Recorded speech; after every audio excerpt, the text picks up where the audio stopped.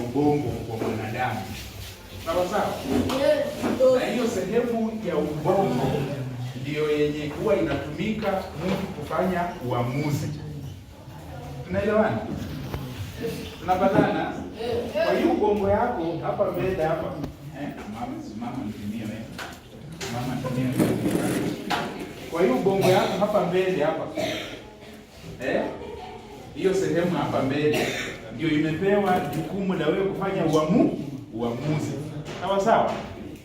Kwa hivyo unapovuta bangi ama unatumia dawa, bangi ama hiyo dawa inaenda hiyo sehemu ya ubongo, alafu inaharibu. Na hiyo sehemu ndio huwa inakusaidia wewe kufanya uamuzi. Hiyo sehemu ndio inakusaidia wewe kuona vitu vile viko kwa uhalisia. Hiyo sehemu ikiharibika, sasa unajipata huwezi kufanya uamuzi. Unajipata unaweza kuwa tuna msukumo wa kufanya kitu bila wewe kufanya uamuzi vizuri. Unapata? Unaelewana? Sasa unaona kwa nini kama umevuta bangi unafanya vitu bila kufikiria? Unafanya vitu bila kuamua vizuri. Kwa sababu hiyo sehemu ya ubongo ambayo tunaita prefrontal cortex imeharibiwa na madawa. Unaona vile madawa ni mbaya. So unakuwa huwezi amua chochote kwa faida yako. Unapata? Hiyo area ikiharibika, ukiona gari ni kama hauoni gari. Ukiona hatari yoyote wewe hauoni hiyo kama ni hatari. Unaelewana? Sasa unajipata katika madhara ama majanga mbalimbali. Kwa sababu hiyo area ya kufanya uamuzi imeathirika. Sasa umeona kwa nini uko kwa barabara unaona barabara ni yako?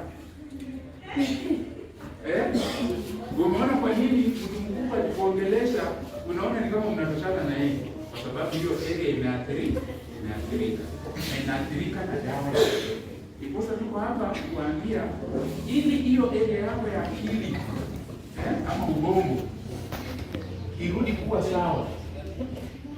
Acha dawa ya kulevya. Unapata? Na ni dawa za kulevya aina yote, bangi, hiyo vitu yote iko kuna vile inafika kwa hiyo area ya brain na inaharibu na unajipata sasa hauwezi kufanya uamuzi. Sawa? Hauwezi kufanya uamuzi vizuri, hauwezi kuhusiana na wengine vizuri, uhusiano wako na watu nyumbani, na watu hata hata jimbo kwa njia. So tuko tu hapa tusaidiane kuokoa akili zetu. Na ukiendelea hivyo unaendelea na dawa kwa muda mrefu, sasa inakufanya hata kama unakuwa mwenda wazimu, kwa sababu hiyo ile inaharibiwa mara nyingi.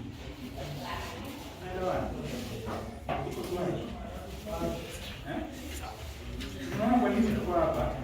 Tuko tu hapa kwa sababu tunataka tusaidiane ili akili zetu zisiharibike na dawa ya kulevya. Ili hiyo judgment iwe sawa, ukitamani tena kurudi shule, uanze kuhusiana na watu vizuri. Unapata hiyo ndio lengo lilileta hapa siku leo. Sawa sawa. Huyu jamaa alisema jina yangu. Nani anakumbuka sema ni nani? Anasema anaitwa Ekiru. Nani mwingine alisema